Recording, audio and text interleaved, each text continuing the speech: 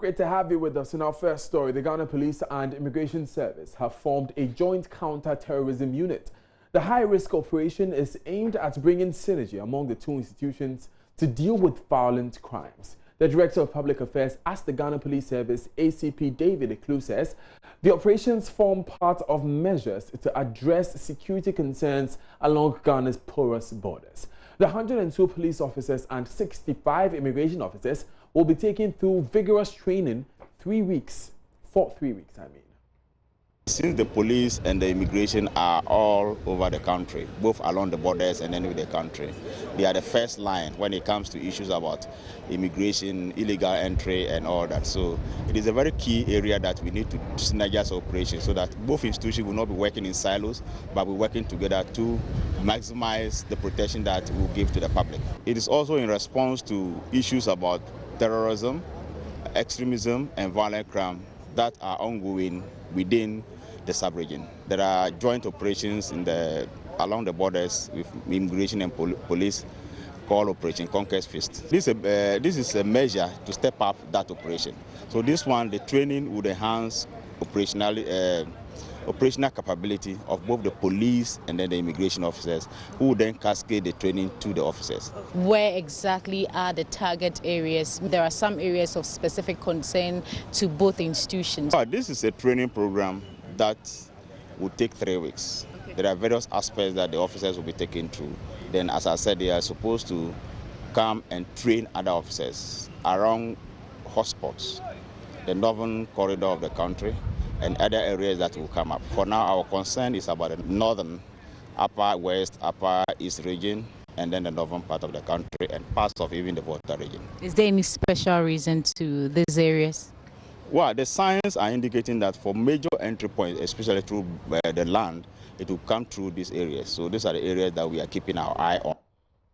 Away from that, but still on security, the issue of child labor on the Volta Lake is a complex one that is embedded in the economic reality of fishing communities. Most of these local fishermen rely on the services of young children to retrieve small fish from the small net sizes, squeeze into small holes and paddle the canoes. Even though there's been several efforts by successive governments to provide direct solutions to end child labor on the lake, there are still children who go out in boats every day against their will, endangering their lives with no access to education. This is because most of these children are made to believe that even after school, there are no available jobs capable of helping them support their families. John News' Anas Sabit has been interacting with some children who are being exploited along the Black Volta in Bupe, and as more in this report. It is an established fact that having children is a blessing to most homes in developing countries. Here in Ghana, however, some parents who are unable to provide for their children sometimes send them to extended family relations or place them in the care of adults in nearby communities to learn a trade for a small amount of money. Unfortunately, many of these children who live in and around agricultural hubs like the Volta Lake end up as victims of child labor. Mohammed Audu is a married man with 7 children. Baba Audu tells me it takes at least 3 hours to paddle the canoe from the Poposo community to the Bupe market. Baba explained to me how he got into the fishing trade. I've been into this trade for long. I was like this son of mine when my dad first introduced me to this. Even though according to Ghana's Education Act, kindergarten, primary and junior high school is free and compulsory for children, Baba Audu tells me, just like he was taught how to fish by his parents, it's better he also teach his children how to fish, because even after school, there's no better employment avenue for the people of his community. When these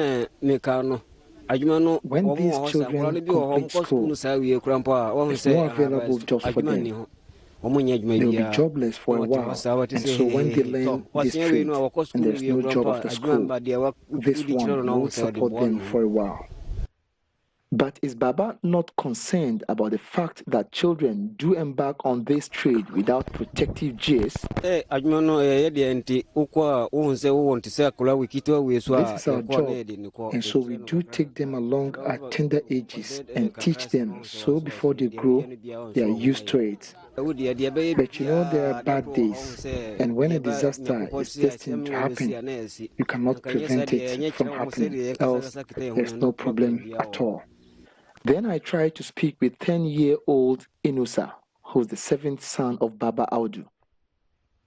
Unfortunately, Inusa, like many children we met, can neither speak English nor Akan. I then had to engage him with the Hausa language.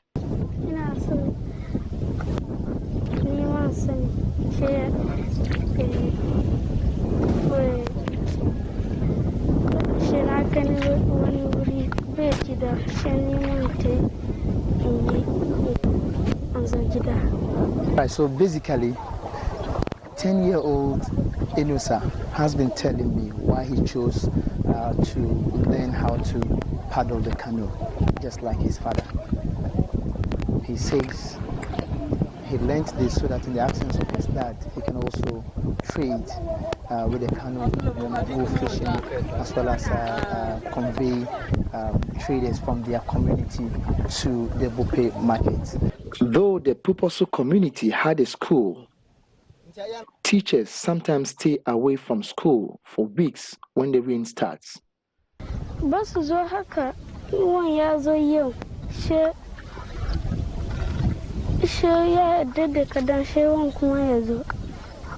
He indicated, especially during rainy seasons, teachers sometimes stay away from going to school for some days and weeks and months. And when it gets to those seasons, all they do, children within the community, is to also go fishing to support their parents. Unlike 10-year-old Inusa, I saw 12-year-old Kabiru, who visits the Bupe market on weekly basis to trade in cattle business. My name is Kabiru. I am 12 years old. I'm come to market. I bring cows. Who's cow? My father. I asked Kabiru if he will stop visiting the market if he's been asked to do so. Listen to his response. No. That's my father's work. I cannot tell my father that I won't come to work. I want to help my father. So like Inusa, Kabiru, and many of these poor children we saw at the lake, they are into this trade because their parents asked them to do so in support of their families. And even though Ghana is working on its goals of eradicating child labor, more effort would have to be implemented to achieve this. Reporting for Joy News, Anna Sabit. Away from that story, a nomadic herdsman has been severely assaulted and left with head wounds in a fresh attack Sunday evening on nomadic herdsmen by some natives of Bakugu in Karaga in the northern region. 27-year-old Jibril was at a barber's shop in the community when a man armed with a spanner appeared and started to attack him with the metal object. The victim said the man, identified as Mahamabila, hit his head multiple times with the object and told him he was attacked for being a nomadic herdsman. There's more in the following report.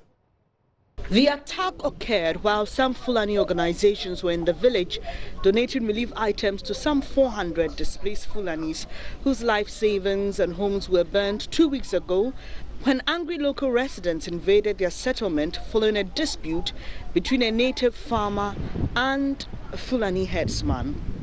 It also came less than a week after the two groups held a peace thereby and promised to live together. Sunday's attack happened when the Karaga District Police Commander, ASP Bismarck John, was engaging some community members. He was angered by the incident and stormed the residence of the alleged attacker.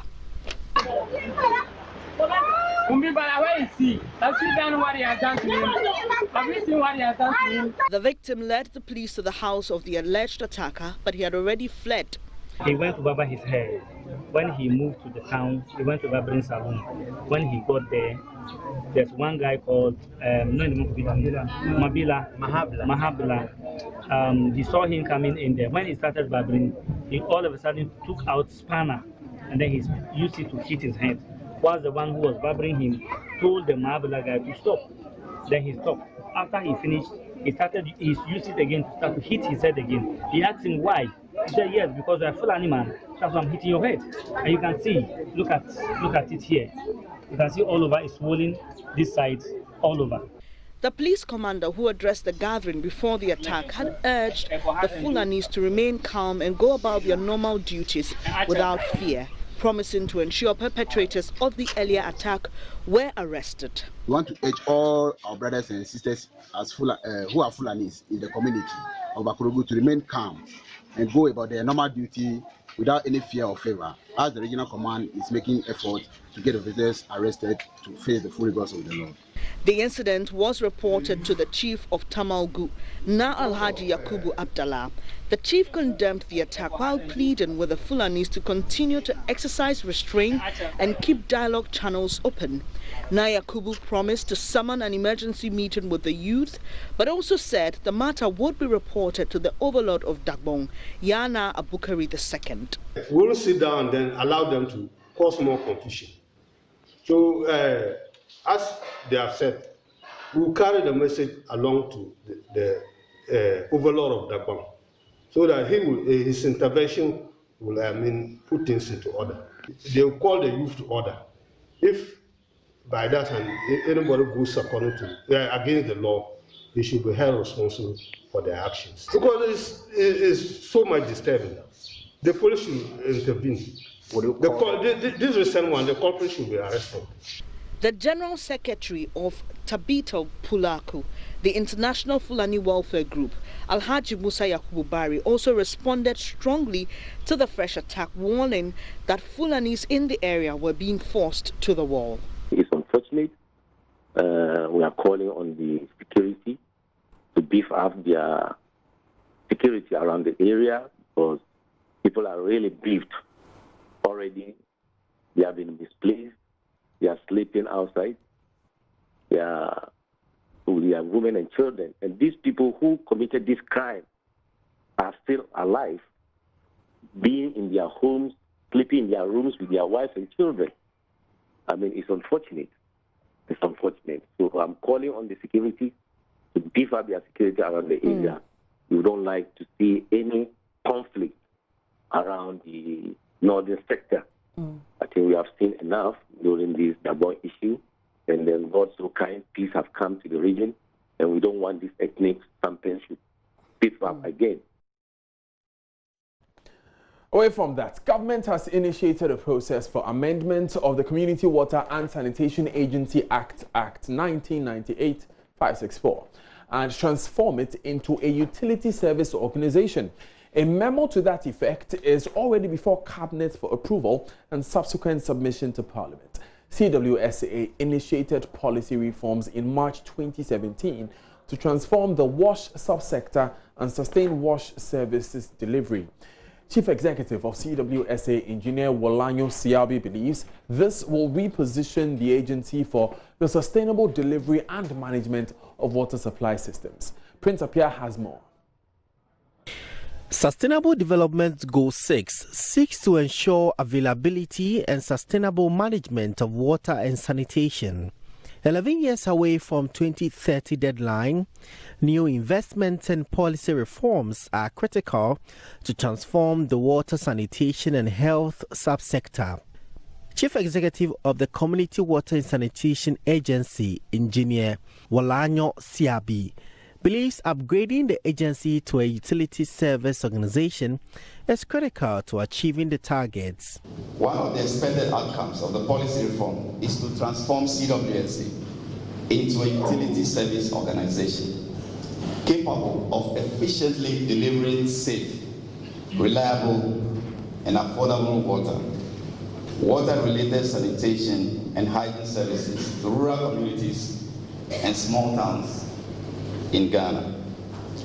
A cabinet memo has been submitted to Cabinet seeking policy approval towards the amendment of Community Water and Sanitation Agency Act 1998, Act 564, which will transform CWSA into a utility service organization. Engineer Siabi says new policies will also help and increase revenue generation from production. Currently, about 60% of our water production is unaccounted for.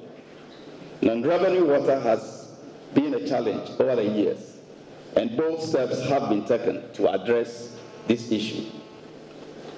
There have been the supply and installation of 404 bulk meters and 5,750 service water meters nationwide. This has contributed to the reduction of distribution losses from 60% in 2017 to about 42.5% currently. The agency will apply technology to address this problem. The review conference was under the theme Steps Towards a Utility Service Organization, the Success Story, Challenges and the Way Forward. Meanwhile, the sector ministry has developed a 4-year plan. One of the directors at the ministry, Patrick Boama, read a speech on behalf of sector minister. In this plan, government intends to provide 300 small towns pipe system, 17,572 boreholes fitted with hand pumps, and 1,228 limited mechanized systems across the country. Prince Apia reporting. We stay in the sector because some rural communities across the country continue to depend on very unsafe drinking water sources. One of such communities is Isuboi in the KJB district of the Oti region.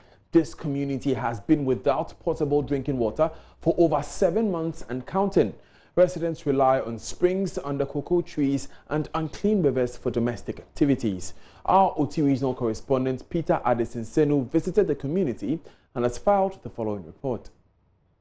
This rural community sits within a range of mountains.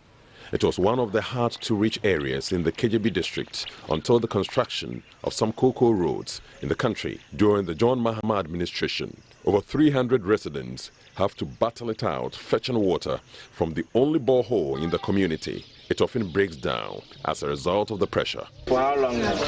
More than 7 months. Where do you get your water from? Actually, we usually go to a river, Asukoko, which is about 2.5 kilometers far. So how easy is that on daily basis? That is very difficult. How many people do you think are in this community? We are about 300. 300. So 300 people, one source of water. So you think the pressure on it is what is causing its frequent breakdown? Really? So what they are saying is that they want to take us to where they fetch water apart from the broken down borehole. And so we want to take that journey 2.5 kilometers. The residents take me to the source.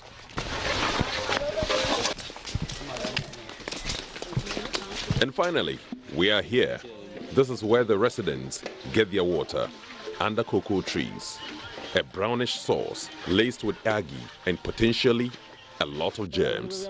But these are peasant farmers who cannot afford sachet water for everyday use. They know the environment here is not the best to make their water potable. To fetch it, they step on a plank of wood, almost fully immersed. The other source of water is 2.5 kilometers away. So we take off to see what it really looks like. It's the river Asukoko. As the name suggests, it's reddish brown and nothing close to potable. Even the assembly member for the area does not live here. And the lack of a potable water source is one of the reasons why. So this is river Asukoko, their next source of potable, I may say, drinking water. According to them, this is what they depend on for their daily lives as long as that borehole remained unfixed. This is not too pleasant to be used for anything. this is the situation at Asoboy as of now. Reporting for Joy News, this is Peter Addison Seno, Oti Region.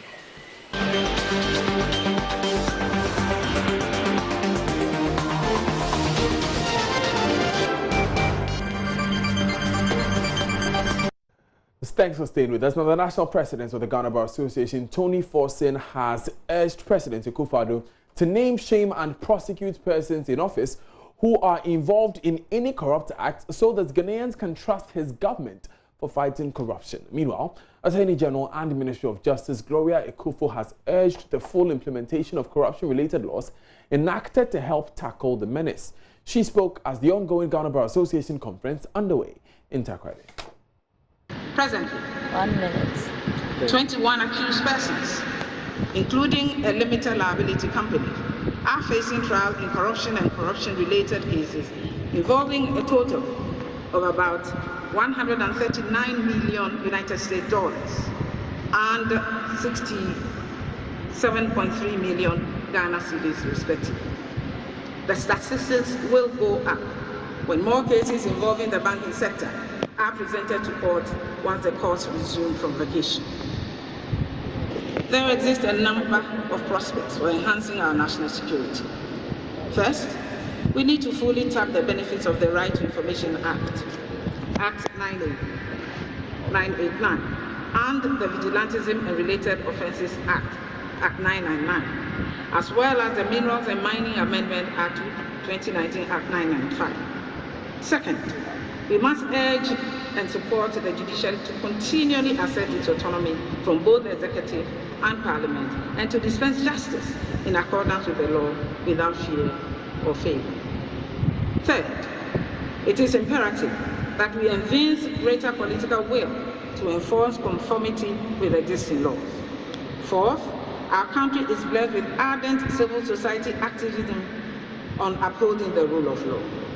We need to harness the benefits of such activism in order to ensure greater transparency and open government, as exemplified by the President of the Republic, who has held many constructive meetings with non-governmental organizations, either at his own instance or the request to discuss critical issues pertaining to upholding of fundamental human rights and the fight against economic crime, which hitherto had received little or no government attention.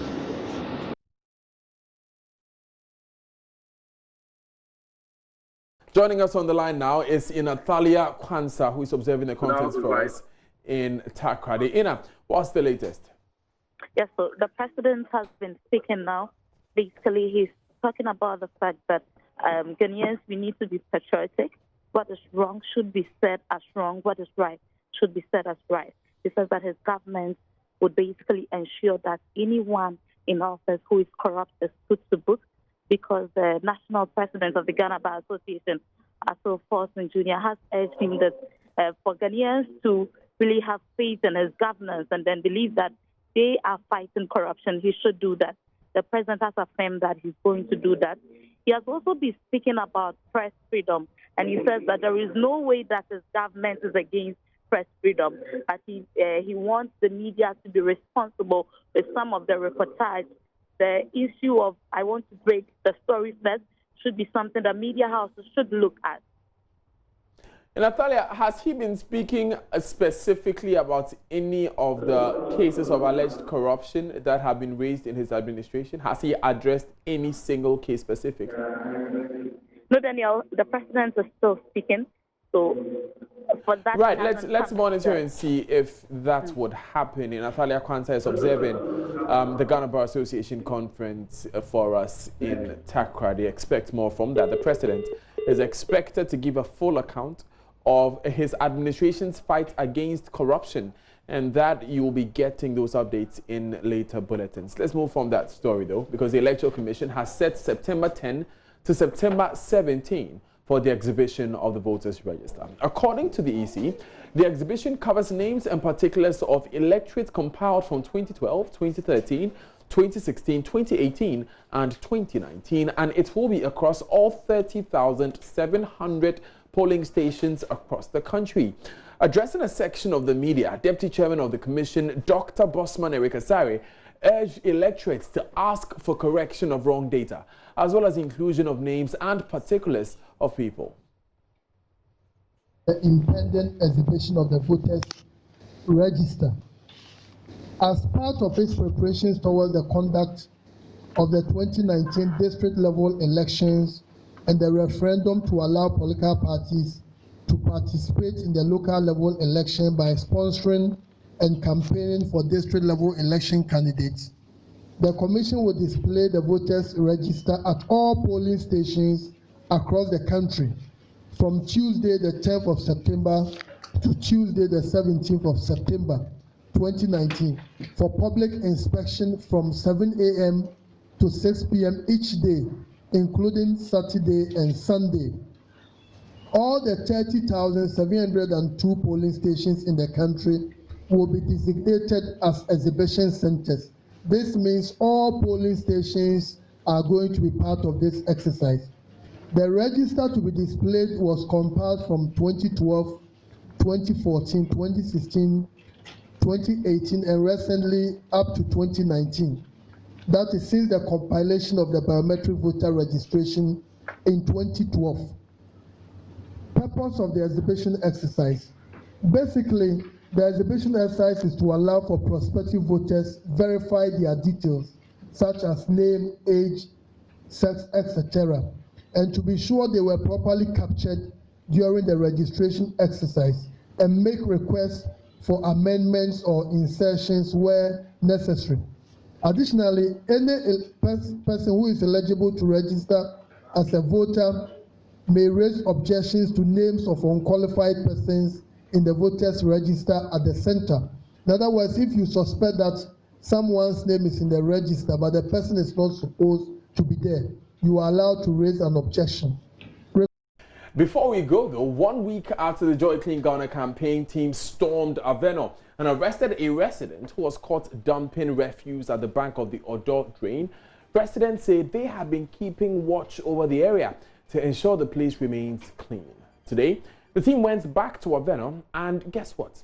There's been an improvement, except fresh rubbish has been dumped this dawn. Amafa Jodosi has more. We are taking him away.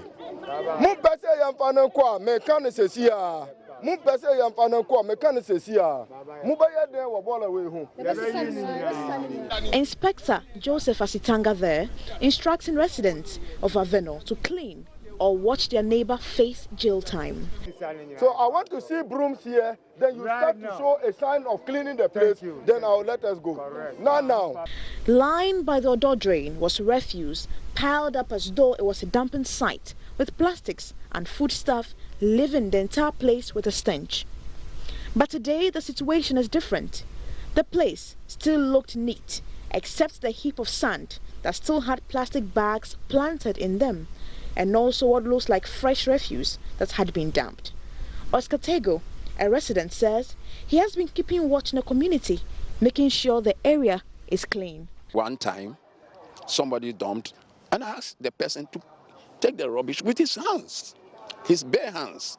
Because you can leave your home and come and dump here. Do you want to tell me you want to go home and pick a spade and come and take the rubbish? No, just pick it. And that woman picked it and dumped it in, and she took away with a curse or whatever it is. Me, I don't mind. Henry here had been keeping watch as well, but says he gave up when there was no motivation for him and his colleagues, but rather had to bear insult. I say no, say we are obi yaw, avelo obi nimu, obi yawa obi yaw umami. Well, I didn't just we yaw. I say, ebi ami mami betu mawu. Good to see some improvements. Thanks for your support. And that's it for this bulletin of Joy News today. My name is Daniel Dazi. For more news, log on to myjoyonline.com.